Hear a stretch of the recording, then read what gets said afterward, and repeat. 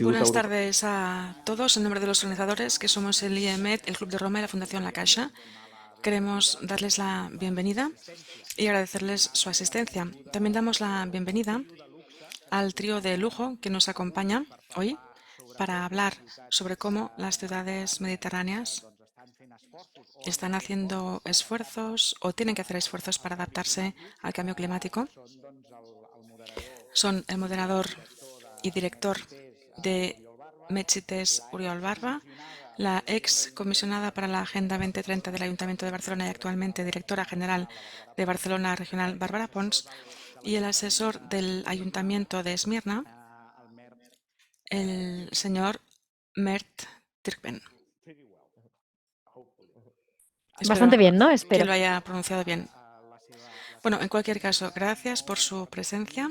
No me corresponde a mí seguir hablando, teniendo en cuenta los ponentes que tenemos hoy, que son realmente de lujo, y además teniendo en cuenta el hecho de que estos días en Barcelona tenemos el Congreso Mundial de Smart Cities, así que hemos hecho coincidir este diálogo con este evento de alcance mundial, con una temática que algunos quizás dirán, bueno, pero esto está muy localizado en la región mediterránea, pero piensen que la región mediterránea está doblemente impactada por esta temática que hoy ponemos en debate. Por una parte, porque el cambio climático se está acentuando y se está agravando de una forma mucho más acusada, como demuestran los informes del IPCC, los informes de MEDEC, pero en segundo lugar también porque la región mediterránea en su conjunto y sobre todo la orilla sur está viviendo un proceso de urbanización acelerado. Tenemos países,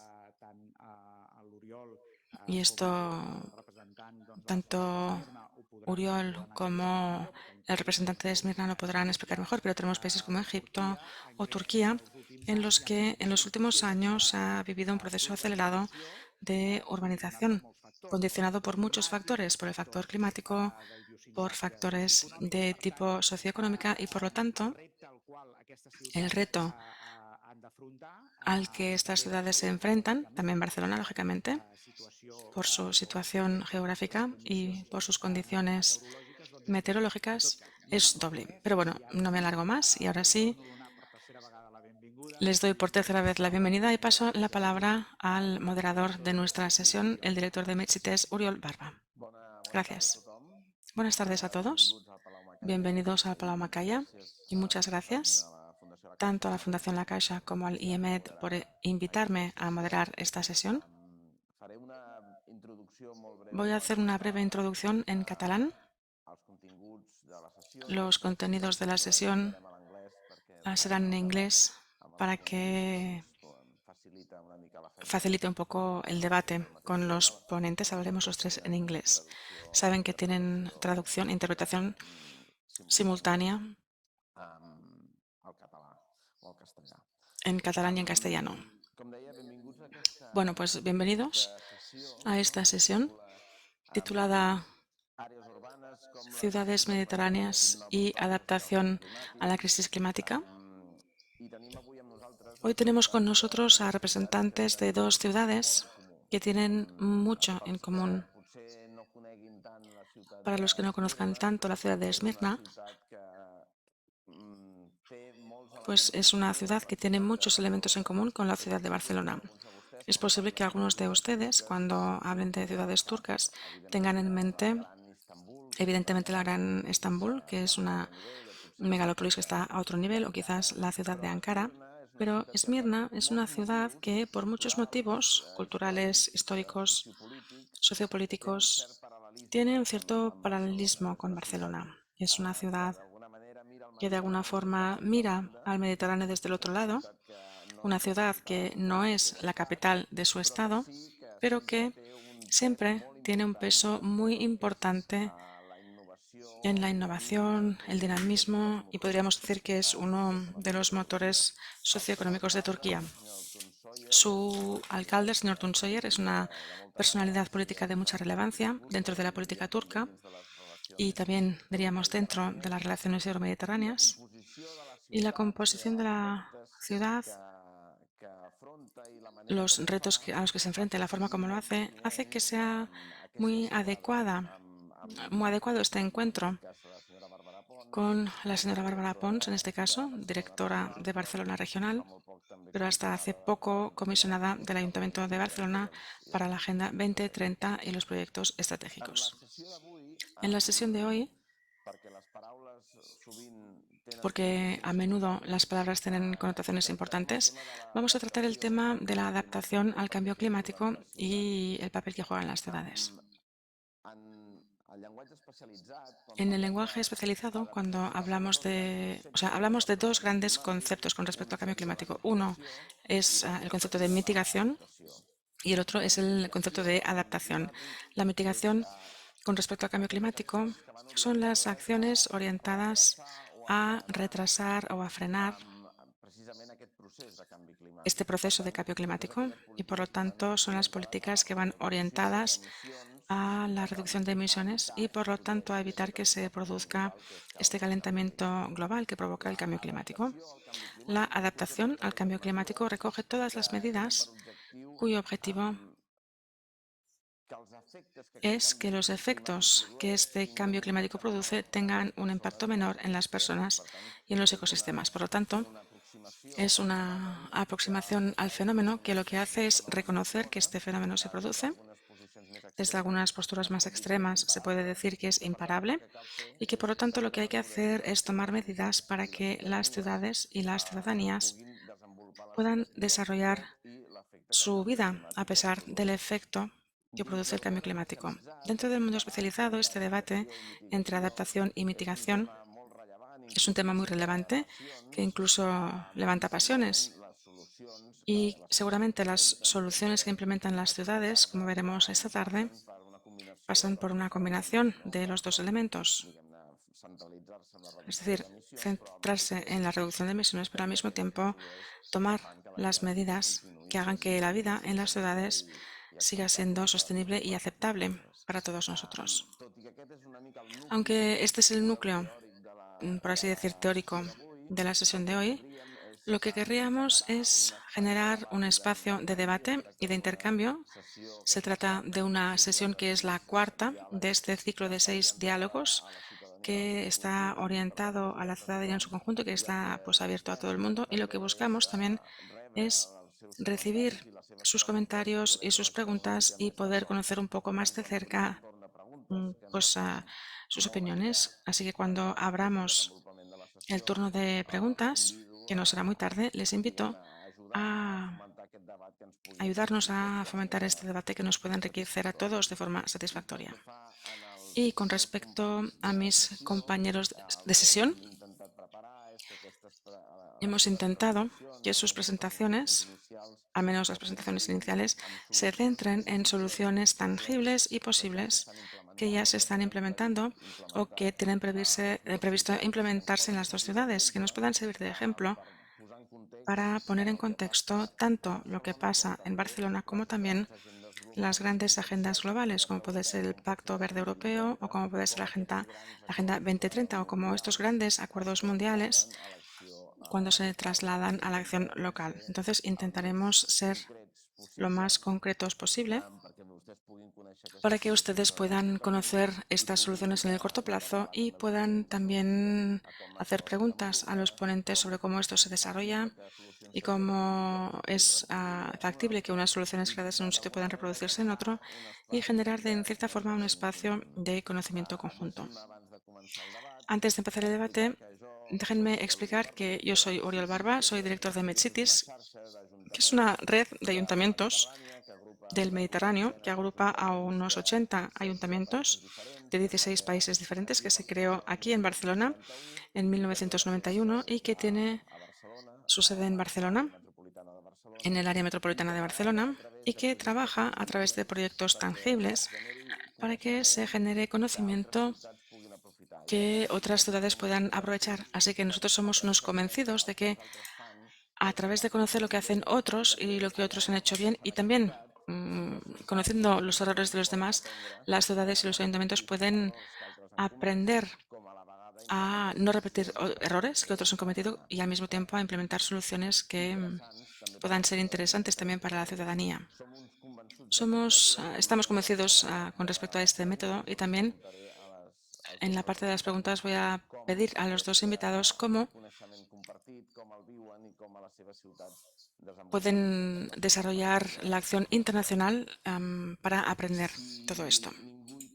Bien, si no tenéis ningún inconveniente, ahora voy a pasar al inglés para empezar la presentación. Muchísimas gracias por vuestra participación en este evento y dejadme que siga con lo que ha hecho Roger Villana. Presentaré a los dos ponentes que tenemos aquí hoy. La estructura de la sesión será la siguiente.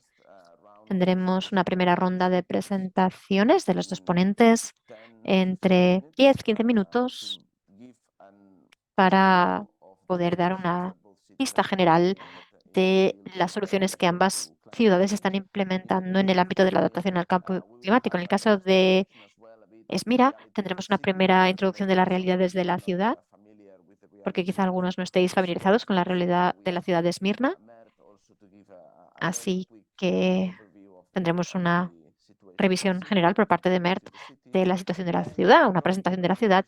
Y después de estas dos presentaciones intentaré romper el hielo con algunas preguntas que hemos preparado para poder promover el debate. Y después de estas preguntas invitaré al público a que participe en el debate, a que haga sus comentarios y sus preguntas para que la sesión sea tan satisfactoria como sea posible. El objetivo es cerrar la sesión a las 7:30 en punto, así que tenemos casi una hora y cuarto por delante para el debate. Para empezar, cederé la palabra a la señora Bárbara Pons. Como hemos dicho, es la nueva CEO de Barcelona Regional. Barcelona Regional es una agencia pública responsable de el urbanismo estratégico para el Ayuntamiento de Barcelona y del área metropolitana, así que es en sí una institución y esto es relevante para lo que estamos hablando aquí hoy. En su gobernanza tiene una parte del municipio, pero también de la dimensión metropolitana. Y esto está muy vinculado a los desarrollos que ciudades como Barcelona y Esmirna están llevando a cabo. Bárbara es arquitecto, doctorado en urbanismo, estudió en la Universidad de Harvard y ha ostentado muchos puestos de responsabilidad tanto en el sector público como en el privado. Muchas gracias, Bárbara, por estar aquí con nosotros. Buenas tardes y tienes la palabra los próximos 5 o 10 minutos para la primera ronda de presentaciones. Muchísimas gracias, Uriol. Es un placer para mí estar en este edificio maravilloso hablando sobre un tema que es una de mis pasiones, las ciudades y el Mediterráneo. Muchísimas gracias al público por estar aquí y al IEMET por ofrecerme la oportunidad de participar en estos diálogos. Gracias, Roger. Para empezar, y antes de presentar cómo Barcelona se enfrenta al calor con la naturaleza y pasar más a soluciones de adaptación, como ha introducido antes Uriol, dejadme enmarcar un poquito lo que está haciendo Barcelona para abordar el cambio climático en general. Y me gustaría enmarcar estas acciones en tres escalas, porque creo que es relevante entender el mundo en el que vivimos y cómo Barcelona debe encontrar su lugar en el mundo, no solo en su entorno regional. Una de las cosas muy importantes que hace Barcelona y de las que es muy consciente es que Barcelona ha sido pionera como mínimo desde el siglo XIX con el Plasardá y todas las ampliaciones de la ciudad como ciudad que ha estado en la vanguardia del urbanismo y de las decisiones medioambientales como ciudad. Y desde entonces hemos estado haciendo cosas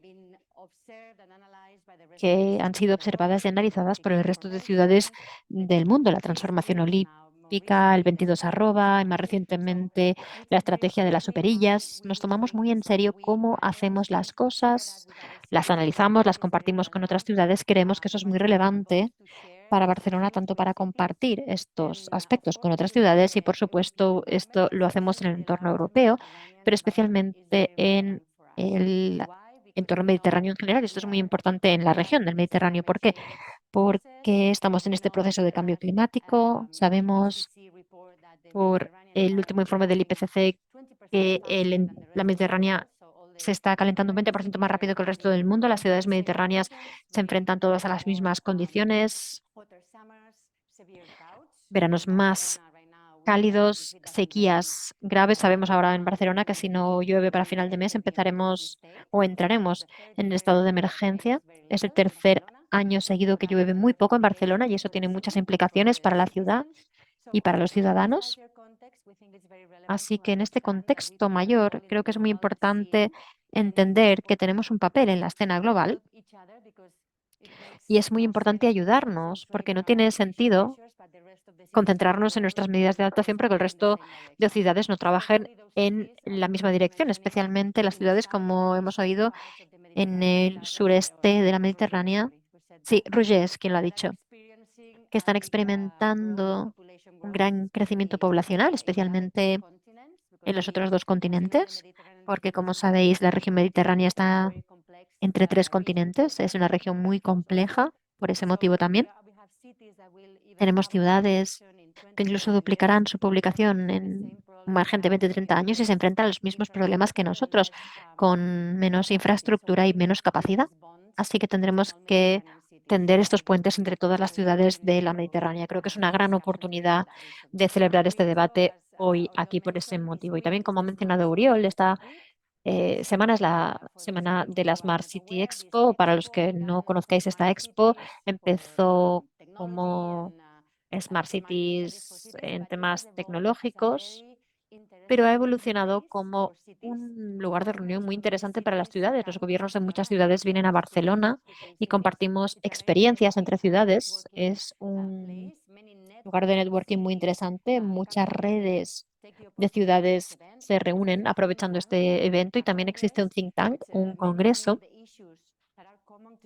en que muchos de los temas comunes de las ciudades se debaten. Y he oído esta frase que creo que es muy precisa. Las ciudades son donde la política se encuentra con las personas. Estamos en la vanguardia de la escena política independientemente de las competencias de la ciudad. Un ejemplo, por ejemplo, sería la emergencia de la vivienda. Muchas de las políticas relacionadas con la vivienda no están dentro de las capacidades del nivel municipal, están más a nivel regional o nacional, pero los problemas de los ciudadanos llegan a los alcaldes y las alcaldesas de las ciudades en Esmirna o en Barcelona. Y hemos identificado muy bien cuáles son los problemas principales de nuestras ciudades a día de hoy. Y una vez más, con el cambio climático es lo mismo. Tenemos muchos problemas relacionados con el cambio climático. Entraremos en este tema en un momento. Algunos dependen de políticas que pueden ser locales, pero también regionales, estatales o a nivel europeo. Y creo que todas estas políticas y problemas nos los cargamos a nuestras espaldas porque al final las ciudades es donde encontramos la realidad de estas políticas tan abstractas y llegaré a esto en un momento. Así que esta escena global para Barcelona es muy importante para compartir y aprender juntos sobre este tema y también la escala metropolitana. Conocemos muchos de los retos de los que hablaremos en un momento y sabemos que la buena escala para abordarlos, por ejemplo, el reto de la movilidad, pues es una cuestión de ámbito metropolitano. Barcelona, para aquellos que no lo sepáis, es un pequeño municipio, solo 100 kilómetros cuadrados, 1.600.000 ciudadanos, un pedazo de terreno muy pequeñito en comparación con Esmirna, que tiene 12.000 kilómetros cuadrados. Esmirna es mayor que la provincia de Barcelona. Así que somos muy pequeñitos y estamos conectados con todos los municipios de alrededor. Por lo tanto, las soluciones tienen que provenir de una perspectiva más amplia. La perspectiva metropolitana es muy relevante para cualquier tema relacionado con el cambio climático y también la perspectiva local, barrio a barrio, distintos barrios, distintos problemas. Y estos tres problemas, abordar las soluciones, debatir de las soluciones, todo esto es muy relevante para el Ayuntamiento de Barcelona. Y también mitigación frente a adaptación. En Barcelona también estamos trabajando muy duro con la Unión Europea en una misión de mitigación llamada, o la Comisión Europea la lanzó, son 100 ciudades smart y libres de carbono para 2030 en el contexto europeo. Todas las ciudades europeas tienen que llegar a la neutralidad de carbono, es decir, no se puede quemar más combustibles fósiles de cara a 2030, pero esta misión intenta acelerarlo en 100 ciudades de la Unión Europea para que se haga más rápido. para llegar antes de 2030 y aceptamos este reto con otras 6 ciudades españolas. Estamos trabajando con otras ciudades para intentar acelerar y escalar las soluciones. Este no es el tema que quería compartir hoy, pero quería comunicaros que estamos trabajando muy estrechamente, básicamente para descarbonizar la ciudad. Básicamente esto implica movilidad, generación energética, placas solares en los edificios, vivienda y renovación de viviendas. El Ayuntamiento de Barcelona está trabajando duramente en todo esto junto con otras ciudades y la Unión Europea. Y último, pero no menos importante, aplicamos muchos esfuerzos a la adaptación, como de cara al verano que viene, como decía, lo estábamos hablando antes, para los que estabais aquí en Barcelona este verano, experimentamos el verano más fresco de los que vendrán. Sabemos que cada verano es un verano récord, tenemos más noches tropicales, más temperaturas extremadamente elevadas y tenemos que trabajar con soluciones e intentar encontrar formas de mejorar nuestro hábitat urbano de aquí al verano que viene, en un muy corto plazo. Voy a compartir con vosotros algunas de las iniciativas que el Ayuntamiento de Barcelona está implementando y también compartiendo con otras ciudades en nuestras redes y diálogos que tenemos abiertos de muchas formas. Analizamos muy estrechamente, tenemos distintos planes en los que analizamos, sí, creo que lo tengo aquí, cuál es el efecto del cambio climático en Barcelona. Hay dos efectos muy claros en los que concentramos nuestras acciones: son el aumento de temperaturas de noche y de día, muchos más días, olas de calor, cada año más pronto y más intensas, y también sequías. Como decía, ahora mismo estamos en una sequía extrema y de hecho empezamos a analizar y a recopilar datos en 2015, hicimos una proyección y sabemos que ahora en 2023 ya hemos llegado a las proyecciones que en 2015 y 2016 esperábamos de cara a 2030.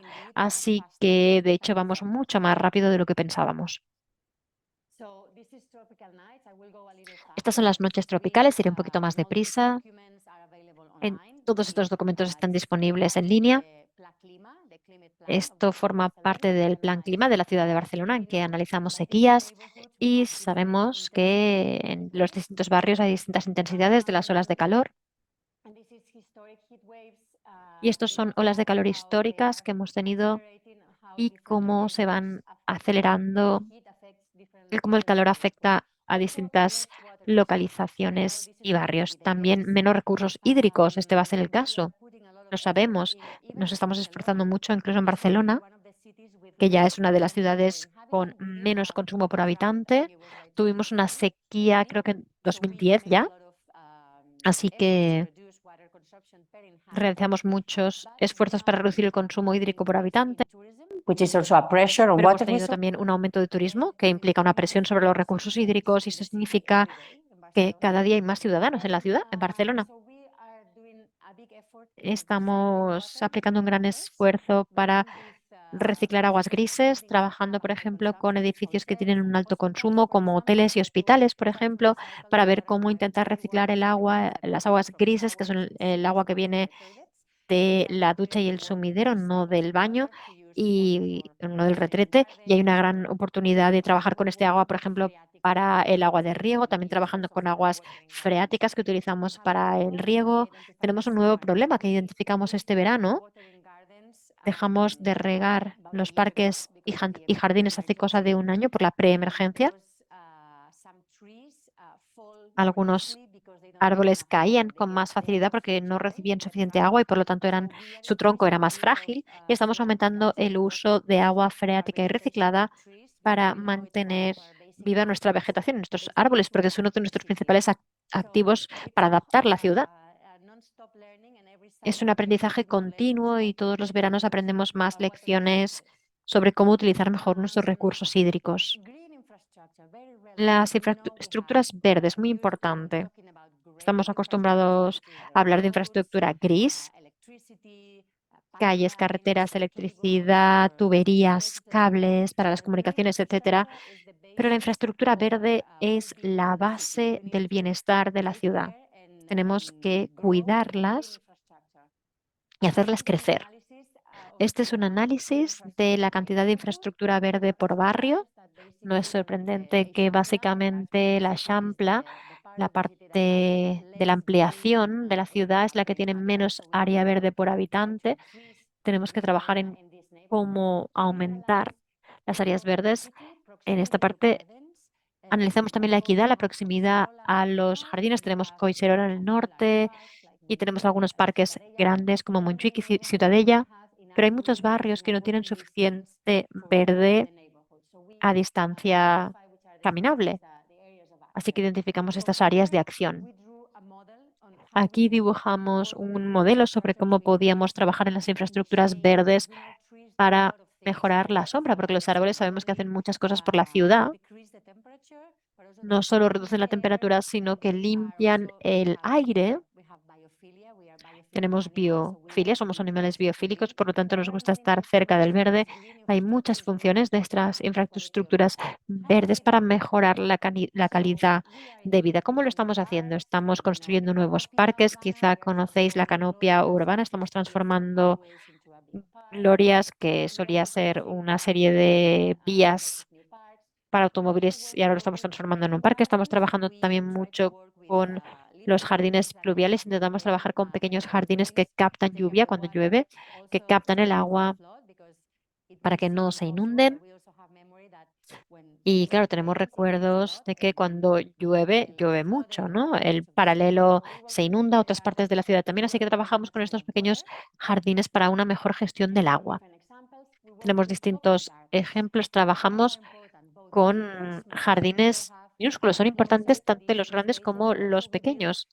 Construimos también pequeñas zonas de biodiversidad que puedan generar un mejor contexto de biodiversidad en todos los barrios de la ciudad. Y los SUTs, estos son los espacios para gestionar agua pluvial de una forma más adecuada para no sobrecargar las tuberías cuando tenemos episodios de lluvias intensas, porque sabemos que el cambio climático también va de las sequías prolongadas, pero también episodios de tormenta en periodos de tiempo breves. También cubiertas verdes, tenemos una estrategia para construir cubiertas verdes y luego también tenemos una serie de otros proyectos singulares en proceso en otras partes de la ciudad en transformación, por ejemplo, la zona de Sagrera, el gran parque lineal que se va a construir y que será realidad en la próxima década. También estamos trabajando en partes del Frente Marítimo, el Passeig de la Marbella. Hay partes del Paseo Marítimo de Barcelona que no están finalizados, estamos trabajando en ello. El nuevo barrio de la Marina. También estamos trabajando en reverdecer zonas con todo este criterio de ahorrar agua. También estamos trabajando con las distintas especies vegetales, analizando qué especies de árboles se adaptan mejor a la sequía y al calor y el nuevo entorno.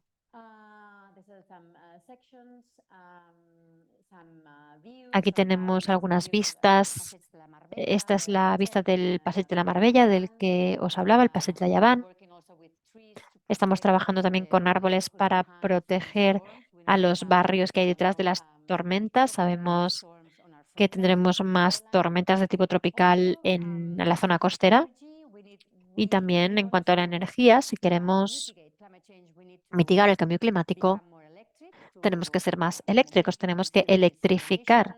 La movilidad tiene que ser emisiones cero y tenemos que promover y amplificar la generación local de electricidad tanto como podamos. Eso significa intentar colocar paneles solares en todos los edificios y tejados que tengamos disponibles. Cuanta más electricidad de proximidad podamos producir, menos afectaremos los territorios de interior y además podremos garantizar una red más resiliente para proporcionar energía. Y esta es la transformación que se está dando ahora mismo en el Puerto Olímpico de la ciudad.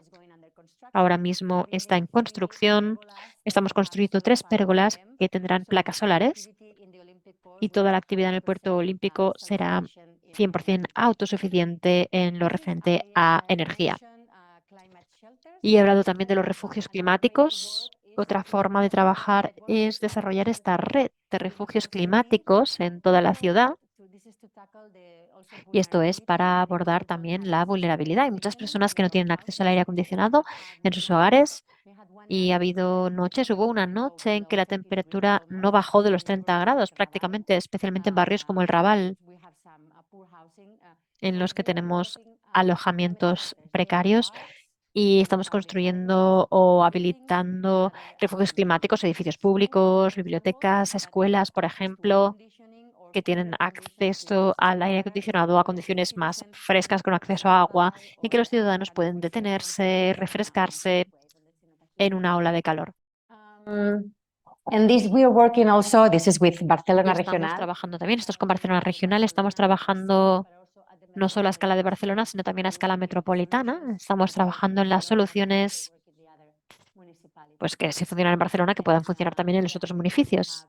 Ahora mismo tenemos o estamos realmente aumentando la intensidad del trabajo para aumentar la red de refugios. Y también existe una iniciativa en la que estamos trabajando y es una dirección en la que hemos aprendido mucho del turismo. Barcelona es una ciudad que casi murió de éxito con el turismo porque en tan solo 20 años tuvimos un crecimiento exponencial de visitantes en la ciudad. Antes del COVID estábamos empezando a tener este efecto de tourist go home. Luego vino el COVID, se cerró la ciudad y luego echábamos de menos parte del turismo y el sector económico, este sector económico entendimos que necesitábamos más visitantes y ahora estamos intentando trabajar con una forma más sostenible de turismo y una de las formas en que lo estamos haciendo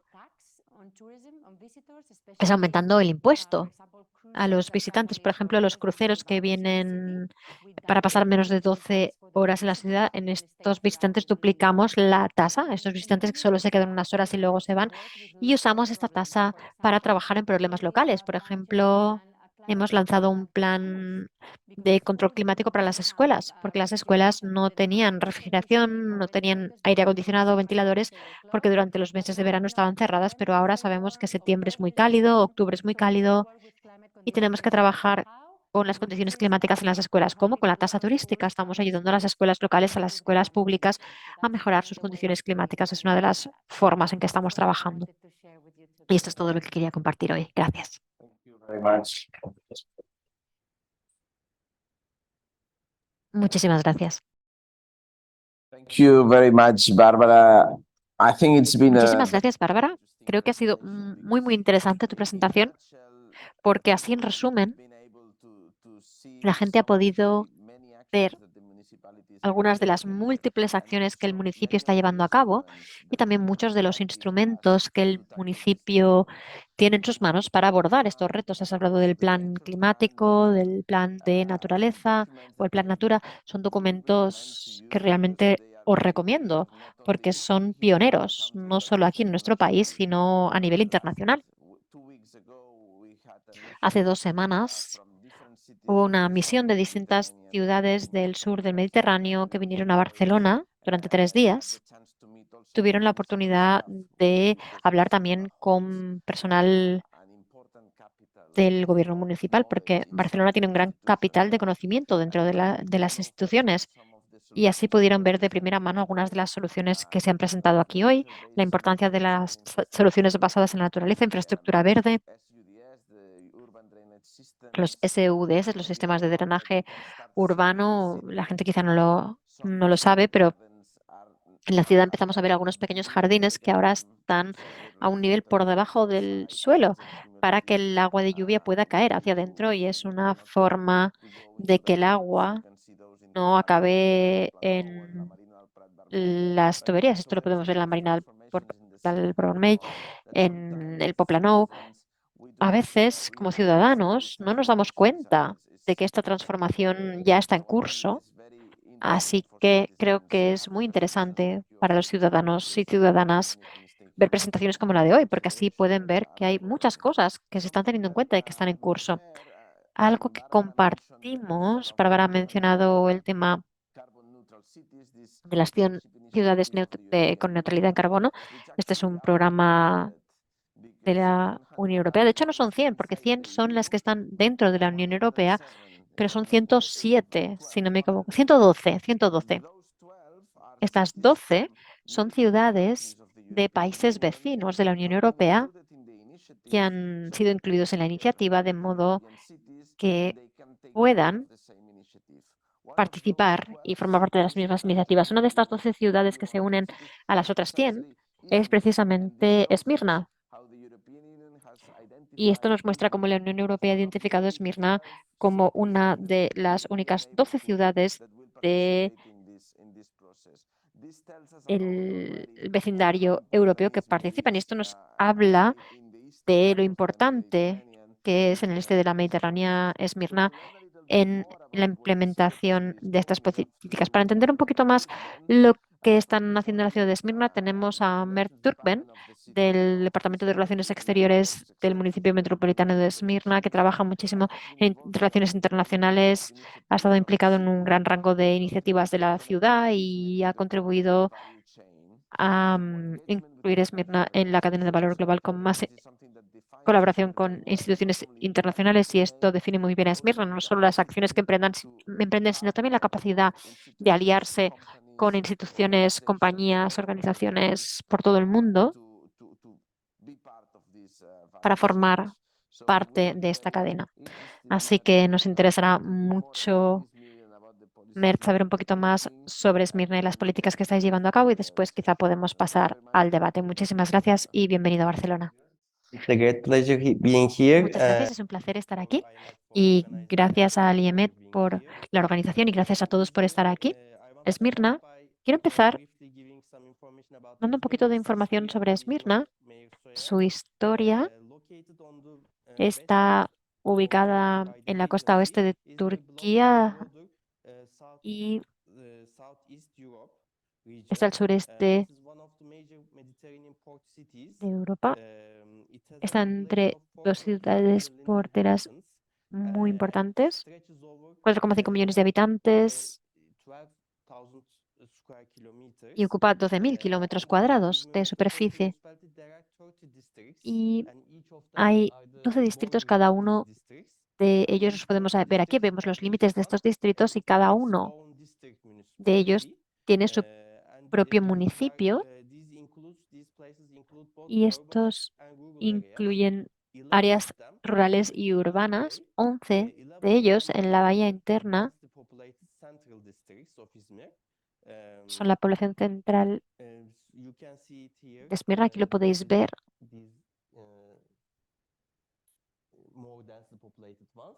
Son las zonas más densamente pobladas, las que están aquí. En esta parte central, Esmirna tiene una historia de 8.500 años, con interacciones comerciales con el Mediterráneo al centro de nuestra historia. La identidad de la ciudad es la de una ciudad portuaria. La ciudad ha sido un hub de rutas y redes marítimas, ha formado parte de la ruta de la seda y se han hecho envíos a ciudades asiáticas, europeas desde el puesto de Esmirna. Y esta identidad de ser una ciudad portuaria también afectó a la acumulación de distintas culturas, mucha diversidad. Y es un punto en el que se mezclan y conviven en armonía las culturas orientales y occidentales.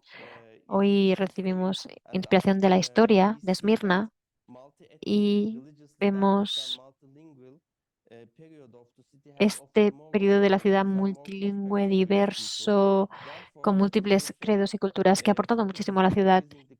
También nos centramos en aumentar la conectividad y el interés de Esmirna con ciudades y organizaciones de la Mediterránea y de todo el mundo. Después de la elección en 2019, el alcalde envió cartas a los alcaldes de la Mediterránea: Barcelona, Alejandría, Venecia, Tesalónica, para revitalizar el diálogo. Y Esmirna es una ciudad muy activa en varias redes, UCLG, C40, ICLI, MedCities, varias organizaciones para agua. Y las instituciones son críticas para la diplomacia de la ciudad, porque las ciudades son muy vulnerables frente a las crisis climáticas y tienen que reconocerse en el marco internacional y en las organizaciones internacionales. Las ciudades tienen que ser reconocidas y esta diplomacia de las ciudades con estas organizaciones paraguas es crucial. Todos estos esfuerzos de cooperación internacional también nos ayudan a traer conocimiento, experiencia y mejores prácticas de ciudades de toda la Mediterránea, como Barcelona. Y Esmirna es la primera ciudad de Turquía en preparar un plan de acción verde. Lo preparamos con la ayuda y el apoyo del Banco de Construcción y Desarrollo, el EBRD, y nos comprometemos a reducir nuestras emisiones de carbono en un 40% de aquí a 2030. Formamos parte de la EU Cities Mission y también ahora estamos preparando nuestro plan de movilidad sostenible con una ayuda de 3 millones de euros de la Unión Europea y también alojamos eventos a nivel mundial como la cumbre reciente que fue crucial porque lanzamos un concepto paraguas, la cultura circular durante esta cumbre. Este concepto paraguas nos ofrece un marco muy valioso y nos ayuda a comunicar nuestras prioridades mejor. La cultura circular se centra en 4 pilares: la armonía con la naturaleza, la armonía los unos con los otros, con el pasado y con el cambio. Y para explicar estos conceptos brevemente, quisiera decir que la armonía con la naturaleza ofrece nuevas perspectivas a las relaciones entre los humanos, las ciudades y la naturaleza. Nos centramos en reducir la desigualdad social con la armonía con los demás. La armonía con el pasado destaca la importancia del conocimiento tradicional y también con múltiples culturas en el pasado, y la armonía con el cambio va de estar abiertos al cambio y a la colaboración con otras ciudades del mundo. El concepto de la cultura circular y estos documentos clave como el Green City Action Plan y el Plan de Acción Climática y Sostenible son extremadamente valiosos, especialmente a día de hoy, porque en los últimos 2 años estamos viendo muchas catástrofes naturales causadas por la crisis climática. En tan solo 2 años vimos uno de los mayores incendios forestales en la historia de la ciudad y a la vez un tsunami y una sequía, una inundación y una sequía de forma simultánea. Claramente esto nos muestra la necesidad urgente de adaptación al cambio climático. Quisiera daros un ejemplo de una iniciativa para ilustrar mejor nuestro enfoque, para que la ciudad sea más resiliente frente a las sequías y las inundaciones. Se han establecido un centro de aplicaciones hídricas, se abrió en 2021 y en este centro arquitectos, urbanistas, ingenieros diseñaron y lanzaron el plan de apoyo a la ciudad de Esmirna, que se lanzó el año pasado, y 2 principales componentes de este plan son los jardines verdes y la vivienda. El primer componente, la recaudación de agua limpia. Su objetivo es recoger el agua de lluvia que cae sobre los tejados de las viviendas, de los edificios, y así intentaremos acumular este recurso hídrico tan importante para poder utilizarlo de forma más eficiente. Y para garantizarlo, con ello evitaremos inundaciones y protegeremos la bahía del agua de lluvia contaminada. En los 11 distritos centrales de Esmirna, el 47% del agua pluvial cae en los tejados de los edificios. Por lo tanto, existe un potencial muy elevado de recogida de agua de lluvia. Y esto crea un incentivo. Y para lanzar este programa, el municipio aportó 5.000 tanques de recogida de agua pluvial a los edificios de los ciudadanos que lo solicitaban de manera gratuita. Son tanques como este, depósitos como este. El agua se acumula en estos depósitos, el agua que viene de los tejados, y este agua gris se utiliza para los requisitos del edificio, para las necesidades, con un sistema sencillo de filtro en este tanque o depósito. Y el segundo componente son los jardines verdes. Los ciudadanos pueden solicitar las plantas y materiales que proporciona el municipio para establecer sus propios jardines pluviales cerca de los edificios. Y el objetivo es crear 10.000 jardines pluviales. Y estos también reducen la cantidad de agua de lluvia que entra en el alcantarillado y protege a nuestra bahía, evita inundaciones. Y además, el programa incluye la reconstrucción de algunas partes de la ciudad con un asfalto más permeable, de modo que el agua pueda fluir con mayor facilidad. Otra iniciativa de este programa es la restauración del Halkapanay. Este Halkapanay estaba cerca del centro de la ciudad y se había secado este canal o lago. Hasta 1980 el lago era el principal recurso hídrico de la ciudad, pero con el aumento poblacional se secaron los recursos del lago y para revitalizar este lago queremos construir un corredor ecológico hasta la montaña, que es la principal fuente de agua del lago Halkapanay. Queremos crear un corredor ecológico que vaya desde el lago hasta la montaña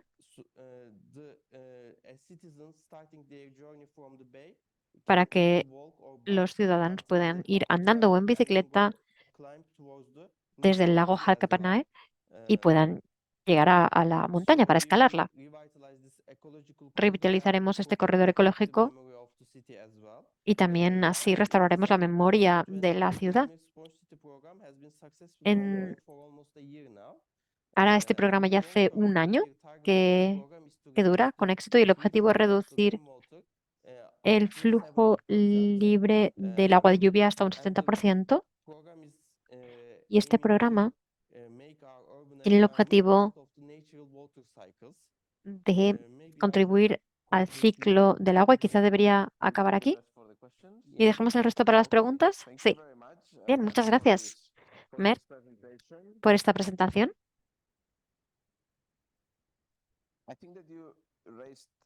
Creo que habéis tocado temas muy interesantes. Por una parte, algo compartido por muchas ciudades mediterráneas es el hecho de que las ciudades mediterráneas, por definición, son antiguas, tienen mucha historia. Se crearon hace 2, 3, 4, 5.000 años, 8.000 en el caso de Esmirna. El caso de ciudades como Trípoli en el Líbano o Alepo en Siria, pues sí, estamos hablando de 6.000 años también. Por lo tanto, son ciudades que han crecido como una mancha de aceite. No hubo la oportunidad de planificarlas desde cero como se pudo haber hecho en muchas ciudades americanas, en que empezaron a planificar a principios del siglo XX en algunos casos. Aquí es muy distinto. Tenéis la base histórica y luego tenéis que ir adaptando la ciudad a la realidad, por una parte. Y lo segundo, que habéis mencionado, que creo que también lo comparten muchas ciudades mediterráneas, es la cuestión de las catástrofes naturales. Recuerdo hace 3 o 4 años que el consejero de Tirana dijo que durante su periodo, durante su ejercicio había vivido las peores sequías e inundaciones en tan solo 3 años, las peores sequías e inundaciones de la historia. No sé si recordáis, este año hemos tenido los terribles terremotos en Turquía en febrero, que quizá ahora ya hemos olvidado, pero terribles terremotos en Turquía, también terribles terremotos en Marruecos, pero también inundaciones muy recientes en Libia. Así que la cuestión del cambio climático es algo que en el Mediterráneo ya está presente, no es algo a lo que nos tendremos que enfrentar en el futuro, sino que ya está sucediendo y tenemos que adoptar medidas urgentes en este sentido. Y también es un reto añadido a los retos tradicionales que tenemos en la Mediterránea.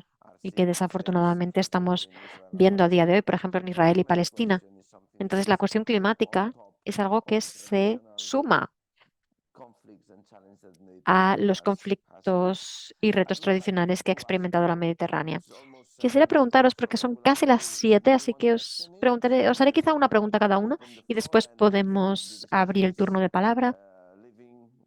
Y si el debate está vivo, podemos seguir con el público y si no, yo puedo retomar las preguntas. Bárbara, también eres urbanista. Me gustaría, o quizá nos puedes hablar un poquito más sobre cómo encuentras un equilibrio en la ciudad. Antes explicabas el tema del turismo, cómo equilibrar el turismo con utilizando el dinero de los impuestos para implementar acciones. Has hablado de iniciativas interesantes en la ciudad. ¿Cómo pueden innovar las ciudades para poder introducir estas medidas para adaptarse al cambio climático y a la vez ser respetuosas y tener en cuenta los distintos intereses y realidades de la ciudad en cuanto a desigualdades, la gran diversidad que existe en la ciudad? ¿Cómo encontrar este equilibrio y cómo lo enfocáis desde el municipio de Barcelona? Una pregunta muy interesante, Oriol. Creo que no hay una forma única de afrontarla. Claramente es uno de los principales retos a los que nos podemos enfrentar. Podemos encontrar otros detalles, pero creo que este es un tema común que debatimos. Los principales retos de muchas ciudades, también Esmirna, pues a día de hoy son el cambio climático, pero también la desigualdad. Por cierto, el cambio climático también incrementa algunas desigualdades, también la disrupción tecnológica, la inteligencia artificial, quizá es otro actor que también aumenta la desigualdad y al final en las ciudades es donde experimentamos también más las desigualdades. Y creo que Barcelona es una ciudad que siempre ha estado muy preocupada por este tema. No nos gusta. Es algo que tiene un impacto real en el urbanismo, en la ciudad.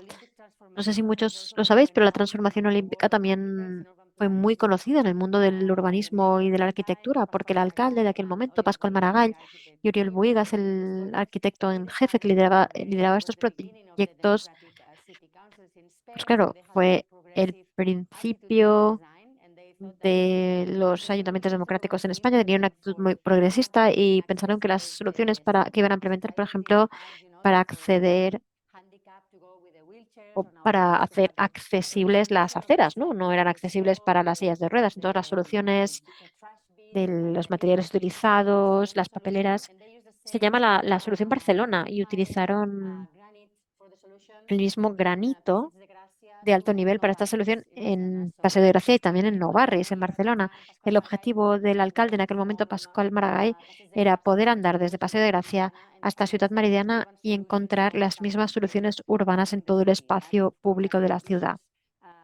Y este es un objetivo muy ambicioso, pero ese era el enfoque. Esta es la, la forma de Barcelona, la vía de Barcelona y realmente los siguientes alcaldes también han tenido en cuenta que necesitamos soluciones para que la ciudad esté libre de desigualdades. Incluso el alcalde actual en uno de sus primeros discursos dijo que tenemos realmente que cuidar, que el ayuntamiento tenía que proteger el espacio público porque el espacio público pertenece a todos los barceloninos. Los que no tienen nada, los sin techo también tienen el espacio público. Así que deberíamos cuidarlo e invertimos muchos esfuerzos para mantenerlo limpio y en condiciones adecuadas. Y es algo en lo que tenemos que trabajar, la conducta cívica para cuidar de nuestros espacios porque es nuestro patrimonio o es parte de nuestro patrimonio. Entonces, que sea una de las prioridades el espacio público es una de las formas en que los urbanistas y también los decisores políticos, pues es algo que se toma muy en serio en Barcelona. El espacio público de Barcelona se estudia en todo el mundo. En mi carrera profesional he sido bastante nómada, he vivido en otras ciudades y realmente Barcelona es un referente para el diseño de espacio público, como mínimo desde Sardá porque fue el que diseñó esta ciudad con calles anchas y espacios públicos y cruces interesantes para acomodar parques urbanos y también cada transformación que la ciudad ha experimentado tenido cuidado del diseño del espacio público, la transformación olímpica, las plazas duras de los 90, todo esto ha sido estudiado y revisado a nivel mundial. Tenemos una página web, si la visitáis, ahí podéis ver todos los planes que implementamos, todas las acciones en 3 lenguas, catalán, castellano e inglés, porque sabemos por los visitantes de nuestra web que hay muchos ayuntamientos del mundo, expertos, universidades que estudian lo que hacemos en nuestros espacios públicos. Así que realmente hacer el espacio público la prioridad del urbanismo es uno de los factores clave. El turismo llegó a Barcelona como un boom. Si veis la proyección de noches hoteleras en la ciudad, no sé si algunos sabréis que en 1986 es cuando se declaró que Barcelona iba a ser la siguiente sede olímpica y en 1989 se creó el plan hotelero lanzado por el alcalde en el momento, Pascual Maragall, porque la ciudad no tenía suficientes hoteles para dar cabida a los visitantes de las Olimpiadas. Así que fue un plan en que el ayuntamiento a- aportó el terreno necesario para construir hoteles. A día de hoy tenemos que limitar la construcción de hoteles en la ciudad en solo 20 y pocos años. Esta exposición exponencial al turismo ha creado impactos positivos y negativos, así que estamos aprendemos de los éxitos, también de cómo abordar el turismo y gestionarlo para hacerlo más sostenible. Seguimos trabajando en ello. Esta idea que habéis visto del aumento de la tasa turística para estas personas que visitan Barcelona durante pocas horas o pocos días, claro, y también usan nuestro espacio público, pero no pagan impuestos en Barcelona. Entonces, lo que hacemos es que pagan una tasa turística. Si quieren visitar nuestros fantásticos espacios públicos y calles, pagan y con ese dinero hacemos cosas tangibles también para la población local, para equilibrar la desigualdad. Es una estrategia, pero seguimos aprendiendo. Muy interesante el tema de las aceras, ¿no? Puede parecer algo obvio porque nos parece tan natural que no lo percibimos. El hecho de que cuando estás caminando y mirándote a los pies no puedes diferenciar en qué barrio estás. Esto es muy importante porque en otras ciudades, solo mirando el suelo que pisas, sabes exactamente si estás en un barrio rico o pobre, y eso es muy interesante. Y también el tema de los hoteles y el turismo también se relaciona con el tamaño de la ciudad, porque no es una cuestión de más o menos turismo, sino que la ciudad es muy pequeña. Esta semana tenemos a dos grupos de fuera de la ciudad con el Smart City Congress. Un grupo está en el Prat y el otro grupo está en Castelldefels. El tema del turismo y los visitantes ya no es un asunto de la ciudad, es un asunto metropolitano. Y creo que aquí podemos aprender mucho de ciudades como Esmirna. En Turquía tenemos los municipios metropolitanos y quizá tenemos que compararlos a lo que aquí llamamos el área metropolitana o la Diputación, en el sentido de que gestionan un territorio muy amplio. Estábamos hablando de 10.000, 12.000 kilómetros cuadrados. ¿Nos puedes hablar un poquito sobre cómo estáis gestionando esto? Dos cosas. Más rural, menos urbano o al revés. Y también en cuanto a transporte urbano, ¿cómo lo estructuráis? ¿Qué podemos aprender de Esmirna en este ámbito? En nuestra región nos centramos en traer la naturaleza a nuestra ciudad, porque Esmirna es- está construido en zonas o abarca zonas rurales y urbanas y queremos generar esta conexión. En las partes más centrales queremos traer la naturaleza, parques con jardines, con corredores verdes. Y nuestra prioridad es utilizar en nuestros parques y jardines flora natural específica de Esmirna, autóctona. Esto es crucial porque utilizando plantas autóctonas en nuestros parques y jardines, también una vez más reducimos el consumo de agua, porque todos los parques y jardines, el riego, Other unsustainable plants have a very negative effect. plantas sostenibles, el riego de plantas no sostenibles tiene impactos muy negativos. Estamos, por lo tanto, utilizando especies autóctonas de Esmirna, de este clima de Esmirna. Y también tenemos un proyecto llamado Parques Vivos, Living Parks, que están ubicados en la periferia urbana. Y estos parques vivos son lugares en los que la gente puede interactuar con la biodiversidad, con la fauna y la flora y experimentar la cultura. Protegen el ecosistema y establecen una conexión urbano-rural. Y también, por ejemplo, el 10% de los flamencos vive en esta zona y esto ofrece oportunidades de observación de aves y promueve la biodiversidad. Estamos intentando conectar estos parques vivos con los corredores verdes, de modo que pueda ser un todo, una continuidad. Y cuando nos enfrentamos a una catástrofe, por ejemplo, como un incendio forestal, para recuperar el área quemada, una vez más utilizamos también árboles específicos del clima mediterráneo para que estos árboles requieran menos agua de riego y si son compatibles con la geografía, pues si nos volvemos a enfrentar a un incendio forestal, estas especies pueden crecer por sí mismas y esto nos proporciona resiliencia también. Y también si hablamos de transporte, un cuarto de las emisiones de dióxido de carbono en nuestras ciudades proviene del transporte de bienes y como decía, estamos preparando nuestro plan de movilidad urbana y sostenible con los fondos de la Unión Europea, reduciendo los coches de propiedad, aumentando el uso de la bicicleta, los desplazamientos a pie, la movilidad urbana. El transporte público en Turquía se centra en la electrificación. Solo tenemos flotas, la flota de autobuses enteramente electrificada. La alimentamos con paneles solares, con placas solares que implementamos en los edificios municipales y estamos ahora solicitando participar en un proyecto europeo titulado Movilidad Sostenible y Transporte Fiable. Y con este proyecto queremos financiar la compra de 100 autobuses eléctricos más, de modo y también producir la electricidad con placas solares.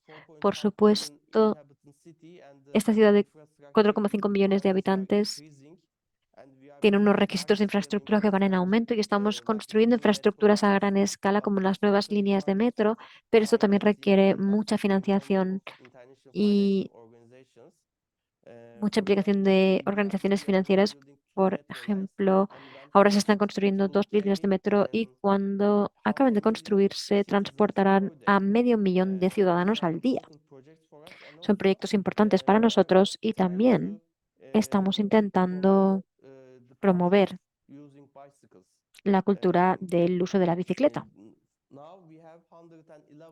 Ahora tenemos 111 kilómetros ciclables y otras vías ciclables que permiten una conexión ininterrumpida por toda la bahía de Esmirna.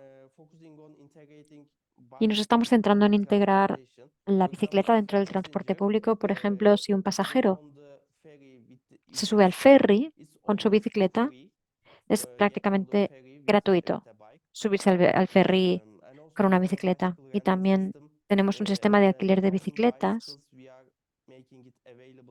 y lo estamos poniendo a disposición de los usuarios, de los ciudadanos. Y Esmirna es la primera ciudad que pertenece a las ciudades con rutas ciclables de larga distancia. Hay una ruta, por ejemplo, que pasa por Barcelona y llega a Esmirna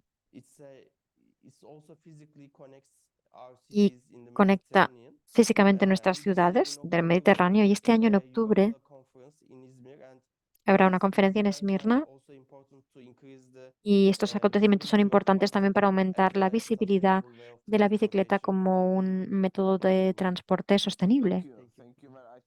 Gracias, muchas gracias. Creo que la conectividad a nivel metropolitano de la bicicleta es un reto aquí, en Barcelona, en el área metropolitana de Barcelona.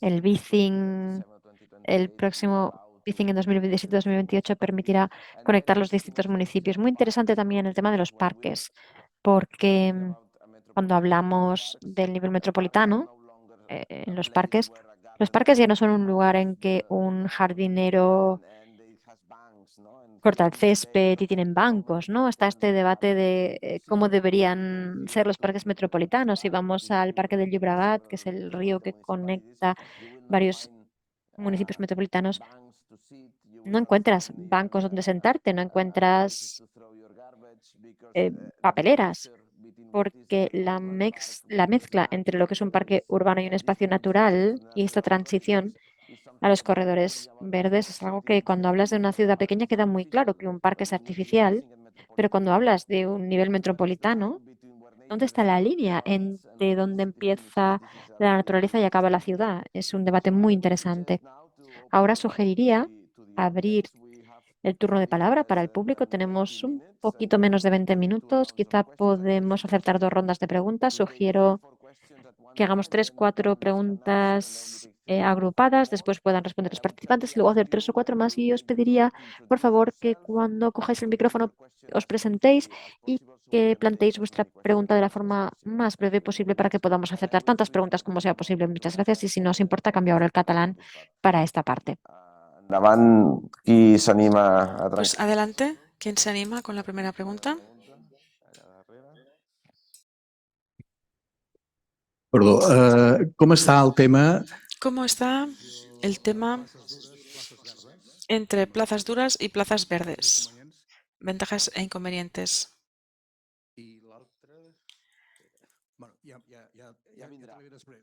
Y luego ya voy a hacer otra pregunta. Bien, gracias. Hola, yo soy Juanita Remolina, estudiante de maestría en diseño estratégico y complejidad, y quisiera conocer un poco más sobre cómo están involucrando a los ciudadanos en la construcción y diseño de estas estrategias, y en cuanto a la conciencia de esta colaboración y esta co-creación de esta transición hacia la que ustedes han hablado que están haciendo con sus diferentes referentes en torno a la ciudad, pero más hacia la participación ciudadana. Gracias.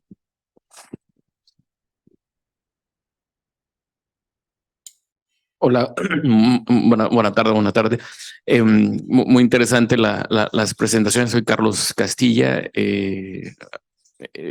Hago varias cosas para del Instituto de Derechos Humanos de Cataluña.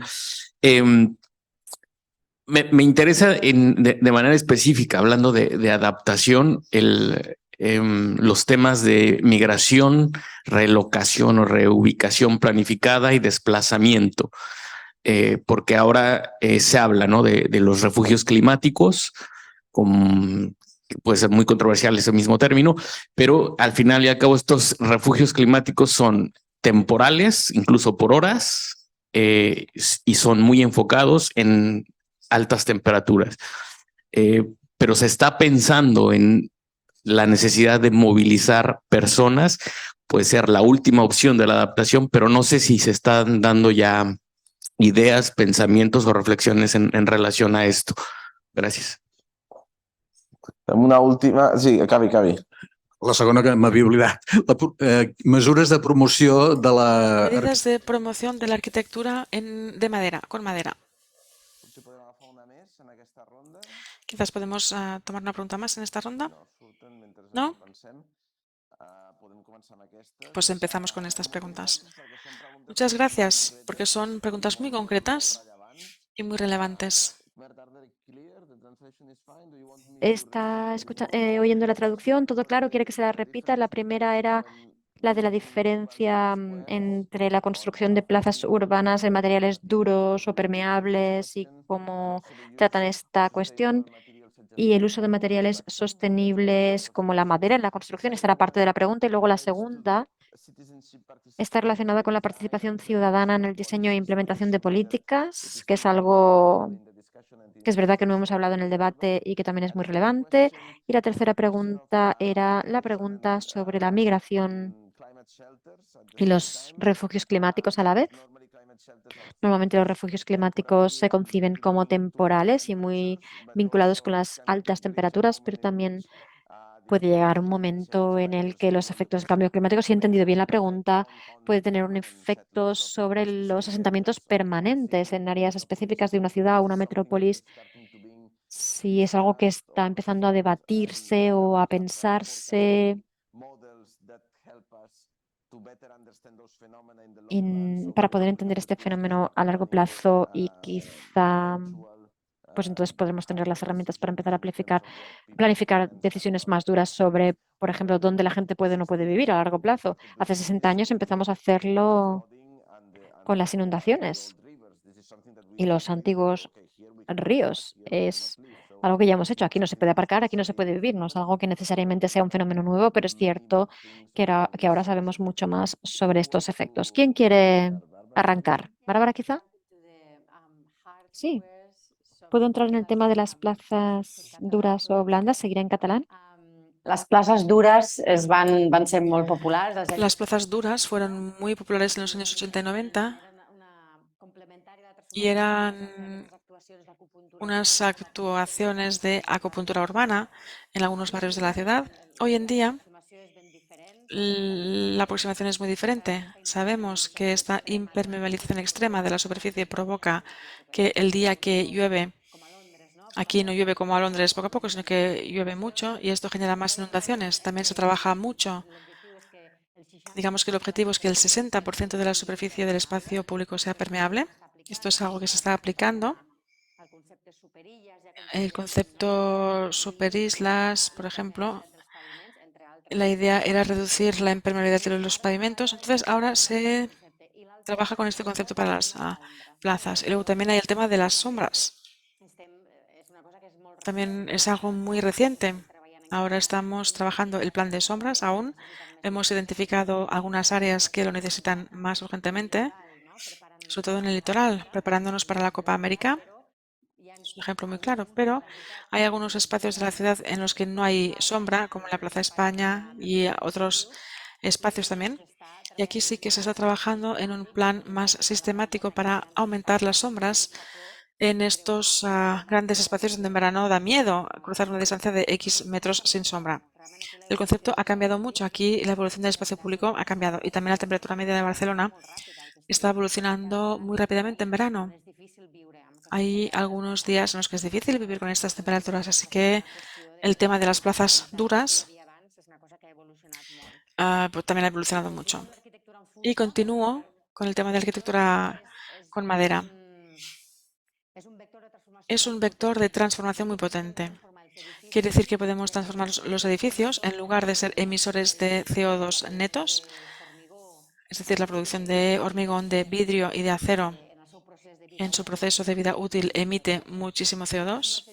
Podemos transformar los edificios en sumideros de CO2. Si los hacemos en madura, podríamos hacer que las ciudades fueran lugares donde fijamos el CO2. Conceptualmente es muy potente a medio y largo plazo y Barcelona está experimentando y en el área metropolitana se han hecho varios concursos de vivienda social que ya se está construyendo. Tenemos un ejemplo en la Plaza Glorias y otro en la Verneda, que se están construyendo con paneles y estructura de madera. Es una técnica que ha venido para quedarse, pero cuando hablas con la gente que hace esta planificación, hay un problema. Cuando ves el ciclo de vida, hoy, por ejemplo, esto tiene que ver con la industria, pero nosotros no producimos este tipo de madera. Tenemos bosques, pero no tenemos fábricas para este tipo de madera. Esto se hace en Galicia o en Austria o en Finlandia. Si tienes que traer los paneles desde Austria o Finlandia, ya empieza a no ser tan eficiente. Entonces, deberíamos generar la demanda para que alguien del sector privado, si hay alguien aquí con iniciativa, algún empresario, que haga una fábrica de mast timber de este tipo de madera en nuestro entorno. Antes hablamos de la importancia de las escalas. Si la Unión Europea hiciera una directiva o el Estado diciendo vamos a calcular todo el CO2 del ciclo vital de los edificios, quizás entonces el mercado y las administraciones empezarían a preocuparse por no solo pensar en el presupuesto del edificio, y también la energía que consume. Pasar de las calderas de gas a las eléctricas, es decir, cómo se construyen los edificios también. Si podemos introducir esto, seguramente podremos transformar, porque de esto va este periodo de transiciones. Tenemos que transformar sectores completos de la economía y en el campo de la movilidad también. El tema de transformar el 100% de los autobuses y de los taxis y de los autobuses turísticos que sean todos eléctricos, esto genera toda una industria de vehículos eléctricos en torno, bueno, aquí en torno, alrededor del área metropolitana tenemos muchos fabricantes de coches, de motos, pero todo esto es una transformación que arrastra una transformación de la economía y tenemos que verlo como una oportunidad. Sí, quizá quiere abordar las otras dos preguntas, la de la participación ciudadana, quizá, y los refugios climáticos. Sí, en cuanto a la participación ciudadana, tenemos varias herramientas a mano. Por ejemplo, tenemos un equipo de soluciones urgentes, así lo llamamos. Es un equipo de unas 20 personas y cuando estamos abordando un tema, por ejemplo, en un barrio desfavorecido, vamos puerta a puerta. Este equipo va puerta por puerta, anotando las decisiones y preferencias de los ciudadanos, escuchando, realizando cuestionarios y escuchando sus consejos. Es un método de participación más físico, más uno a uno. Y en los últimos 2 años, este equipo ha hablado cara a cara y recibido el feedback de aproximadamente 60.000 ciudadanos. Es más lento, pero es un diálogo más cercano, más cara a cara. Estamos recopilando las necesidades de los vecinos de cada barrio. Si quieren un parque, si quieren carriles bici, cuál es la necesidad en ese barrio específico. Pero también tenemos grandes talleres en los que en grandes salas reunimos a todos los actores implicados y les informamos de los proyectos específicos y nos dan su feedback, nos envían sus peticiones y también tenemos plataformas en línea en que recopilamos datos con herramientas digitales, con plataformas digitales que llamamos BD Izmir, que es como una plataforma digital diseñada para ser usada por los ciudadanos de Esmirna. Tenemos distintos métodos y también en la presidencia el alcalde, especialmente durante tiempos de crisis como en la pandemia, se reunió con las organizaciones de la sociedad civil. Una vez por semana se celebraba una reunión de coordinación y esta reunión de coordinación tenía la presencia de representantes pues, de las ONGs, organizaciones de la sociedad civil, organizaciones profesionales y pueden dar su feedback directamente al alcalde. Hay muchos tipos distintos de métodos de participación ciudadana. En cuanto al tema de las migraciones, ahora mismo no nos estamos centrando en los desplazamientos climáticos, ahora mismo, pero sí que nos enfrentamos a un problema de la necesidad de regeneración urbana, porque Esmirna es una zona de terremotos y tenemos que regenerar en ese sentido. Nuestro esfuerzo es una vez más cara a cara. Door to door again, collect the Nuestros equipos van puerta por puerta recopilando el consenso y obteniendo los detalles de esas personas y llegando a un consenso de toda la zona y luego facilitando el proceso de regeneración de esa zona y la persona que vive en ese lugar. En estos barrios desfavorecidos reciben una nueva vivienda sin tener que pagar nada. Es un modelo único de Esmirna que no se ha implementado en ningún otro lugar de Turquía. Es un proceso largo, pero es muy inclusivo Y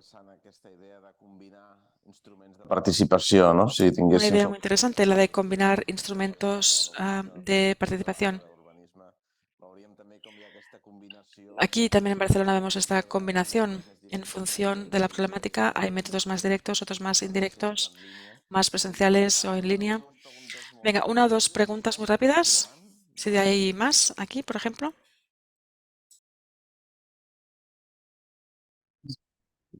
Sí, hola. Sí, hola, Baltasar Pozuelo. ¿Se oye? Sí, sí. Baltasar Pozuelo de Área 8. En primer lugar, felicidades, Bárbara, no sabía. El último encuentro que tuve yo creo que no eras, ¿no? Ya estaba ahí madurando. Haré una pregunta, yo creo que un poquito triple, ¿no? Para los tres, ¿no? La realidad de Esmirna es a pesar de las similitudes que tiene, es muy diferente por la densidad de población. Es decir, Esmirna es una población que tiene una densidad de unos 400 habitantes por kilómetro cuadrado. Barcelona se va a los 16.000 o vete a saber, ¿no?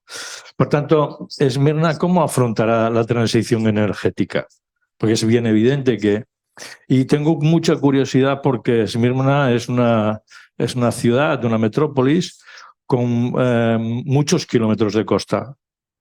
Eso implica una complejidad todavía mucho mayor y cómo afrontan esa transición ecológica también desde el Mediterráneo. Bárbara, en tus competencias como directora de Barcelona Regional, quizás es el momento de un nuevo plan CERDA, ya no enfocado a las enfermedades que acuciaron a Barcelona en los siglos en los que se definió esa manera de que el sol entrase en las casas y tal, sino en cuanto al cambio climático. Y por otro lado, bueno, decirte que se instala en Cataluña, en el Baix Ebre, Cronospan, que creo que se dedica a exactamente esa misma tarea y con una mega planta impresionante, ¿no? Por otro lado, a los dos, el tema de aguas freáticas, yo supongo en Barcelona hay gran cantidad de aguas freáticas, el aprovechamiento de ese recurso. En Esmirna no lo sé, lo pregunto, más creo que debe estar de una forma parecida. Y con respecto a MedCities, ¿no? Desde el Mediterráneo, la capacidad de impacto con respecto al cambio climático se percibe insuficiente. Es decir, las medidas que podemos adoptar son más locales que globales. Sin embargo, desde el punto de vista de la ciudadanía, que antes se estaba apuntando, desde el punto de vista de los consumos, de la ciudadanía, de la conciencia ciudadana, sí que tenemos una gran capacidad de impacto sobre el cambio climático. ¿Qué podemos hacer ahí desde las ciudades del Mediterráneo con respecto a estos temas? Y finalmente, en Barcelona puso en marcha un district heating con el desarrollo del 22 arroba. Tiene otro district heating en la Marina del Prat Vermell. Generar microdistrict heating no tendría sentido en la ciudad, teniendo en cuenta que hay grandes fuentes de calor. Gracias. Si hi ha alguna pregunta molt ràpida i si no passarem a les respostes perquè estem gairebé fora de temps. Una pregunta es la muy rápida y si no pasamos a las respuestas. Gracias por las preguntas, todas interesantes. Tenemos 1 o 2 minutos cada uno para intentar sintetizar las respuestas. Y si no, supongo que al final podemos hablarlo con el compañero, pero sí, ¿queréis responder estas preguntas? Sobre todo en el caso de Esmirna. en el caso de Esmirna, las distintas densidades, ¿no? Creo que no todas las áreas tienen la misma densidad de población, pero cómo lo gestionáis y el uso de agua. Repensament climàtic. Y en el caso de Barcelona, la posible reformulación del plan CERDA. Y bueno, ya terminamos luego. Muchas gracias. En el caso de Esmirna, nuestro objetivo es aumentar las renovables, pero por supuesto, para la transición a las renovables, en una ciudad de 4,5 millones de habitantes, pues claro, se requerirá la implicación de los distintos actores y un proceso más bottom-up, porque los edificios tendrán que hacer inversiones también, los edificios individuales. Y hay o debería considerarse un marco de incentivos. Por ese motivo, la misión de la Unión Europea es un paso importante para nosotros, esta misión de las ciudades neutras en carbono. Y en esta misión creamos una plataforma con múltiples actores, la lanzamos y su objetivo es crear esta transición energética de la ciudad, pero también, por supuesto, requiere mucho progreso y mucha implicación de los actores y la inversión del sector privado también. Y también la implicación de los gobiernos nacionales, porque solo un gobierno de una ciudad, un ayuntamiento, no puede implementar esta transición por sí sola. Pero la dirección es hacia las renovables. Las estamos utilizando en los edificios municipales, en el transporte público y también proporcionamos incentivos para el uso de renovables en la agricultura, pero también requerirá tiempo y esfuerzo. Sí, Bárbara. district heating, sí, de hecho se está trabajando, tenemos el del 22 arroba, que ha crecido o está creciendo, el de la Marina, que tiene que crecer para conectarse con la planta de regasificación de Nagas, y hay otro que está en vías de planificación en Sagrera. Sagrera es la gran transformación que tiene que llegar en los próximos 4 a 8 años, donde se desarrollará una nueva zona de la ciudad de Barcelona.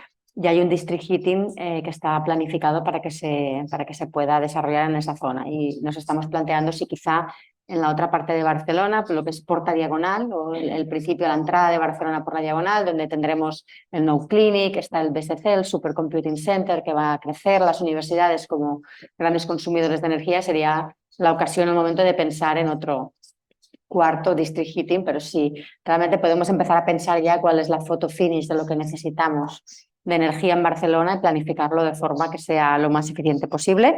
Y el tema del Plan Cerdà metropolitano es una idea fantástica que, bueno, que podría ser. Lo que sí que está en marcha, y es una cosa que pasa cada 50 años, se está repensando el Plan Director Metropolitano ahora mismo, ha tenido una aprobación inicial. Para los que no sepan de planificación, el primer plan metropolitano que se aprobó en Barcelona es del año 76. Se aprobó el Pla Urbanístic Metropolità, que lo que llevamos más de 2.000 modificaciones puntuales de este plan durante estos casi 50 años de despliegue de este plan.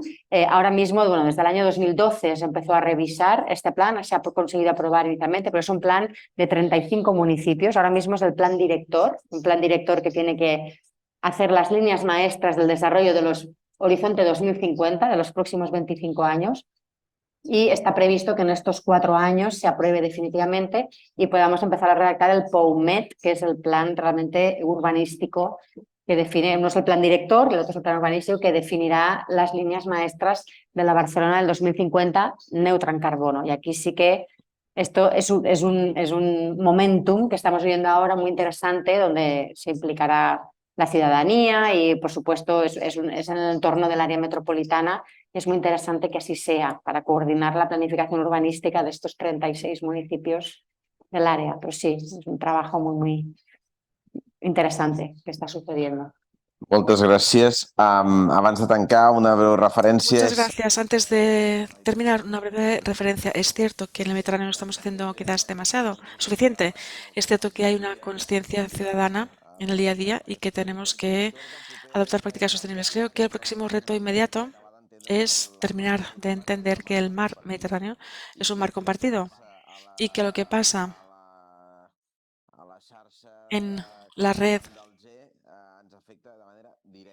de Alger nos afecta directamente porque está más cerca a Alger que Madrid y puede parecer hablar frívolo de estos temas hoy, pero que en una ciudad como Gaza de 1,5 millones de habitantes lleven más de un mes sin que funcionen las cloacas, por ejemplo. Aquí tenemos a un compañero en contacto con Gaza. Esto tiene un impacto directo, climático y ambiental brutal para el Líbano, para Israel para los chipriotas y para todos. Entonces, para mí nos falta entender un poco más que el mar Mediterráneo es un mar pequeño, que es compartido y que debemos hacer una acción coordinada mucho mayor. Quizás el año que viene tenemos la oportunidad aquí en Barcelona, en el marco de los eventos paralelos a la Copa América, para tratar de este tema con las ciudades mediterráneas, porque es un tema que solo podemos tratar de forma coordinada y que tiene unos efectos que a veces aquí, bueno, parece que no tenga un efecto, pero sí tiene un efecto brutal y tenemos que abordarlo ya, porque si no, habrá un gran problema con la contaminación marina de origen terrestre. Sí, el agua es lo que nos ha dado vida. Todas las ciudades tienen alguna fuente de agua cerca, debajo o al lado. Y no solo por las cuestiones ambientales, también sabemos que el Mediterráneo es un gran cementerio. Esto lo conecta con las migraciones no planificadas que vienen de toda la orilla africana. Hay unos vectores de migraciones no controladas que no van a parar. Hay muchos refugiados climáticos de otro tipo que buscan nuevas oportunidades en el norte de Europa. Esto también nos concierne como ciudad mediterránea. Y es fundamental que las ciudades del Mediterráneo trabajemos conjuntamente para tratar estos temas. Si pudiéramos ayudar desde Barcelona, y este es un tema de humanidad global, pero también de conciencia de la relevancia que tendrá Europa en el mundo del 2050 y más allá. Seremos menos del 2% de la población mundial. No vamos a pintar nada en este mundo entre China, Estados Unidos y África, que tendrá tanta población como Asia al final de este siglo. Si no entendemos que este es el mundo hacia el que vamos, ¿qué podemos aportar como ciudad? Pues podemos ayudar mucho y hacer que estas ciudades de la orilla mediterránea africana y del este de Europa, que también tienen mucha densidad de población y que van a duplicarse de aquí a 2050, ayudarles a hacer lo que sabemos hacer, construir alcantarillado. Becasa es nuestra empresa que se dedica al saneamiento de agua y de playas. Ayudarles a construir ciudades más sostenibles para poder tratar las aguas, pero también porque construir infraestructuras es algo que también genera oportunidades, de forma que la gente que viene del Sahel al final se queden en esas ciudades trabajando, porque habrá oportunidades y porque serán ciudades agradables para vivir, que tienen en cuenta su mitigación al cambio climático. Creo que Barcelona y también Esmirna, como ciudad con 8.500 años de historia, Barcelona tenemos 2.000. Tenemos este deber con nuestro entorno y ayudarles a tener ciudades más sostenibles porque nos interesa, porque si no esta gente acabarán viniendo como puedan y tendremos que aceptar estas migraciones porque otra cosa que sabemos es que Barcelona es una ciudad que envejece muy rápidamente. Actualmente en Barcelona hay más perros que niños de menos de 16 años, una población muy envejecida por muchas razones interconectadas, desigualdades, muchas cosas. Y como europeos debemos hacer una reflexión para ver cómo queremos compensar estos desequilibrios poblacionales y qué queremos para el futuro. Somos un ejemplo, mucha gente nos mira, pero pronto dejaremos de ser importantes en el mundo. Creo que esta cultura europea es la cuna de las polis, digamos más mediterránea, en Turquía y Grecia, pero tenemos una gran cultura mediterránea conjunta que tenemos que cuidar y tenemos que exportar a otras zonas del mundo o colaborar, tampoco, pero sí que tenemos mucho que ofrecer en este sentido. Y la sostenibilidad del Mediterráneo es muy importante a nivel ambiental como a nivel social. Muchas gracias. Sí, un mensaje muy potente para cerrar la sesión. Quiero dar las gracias a los dos ponentes, Bárbara y Mert, especialmente Mert. Gracias por la participación. También gracias a la EMIET y a la Fundación La Caixa por organizar esta jornada y a todos ustedes por haber participado en el debate con estas preguntas tan interesantes y tan directas. Y esperemos poderles ver en el quinto diálogo de esta serie. Buenas tardes a todo el mundo. Gracias.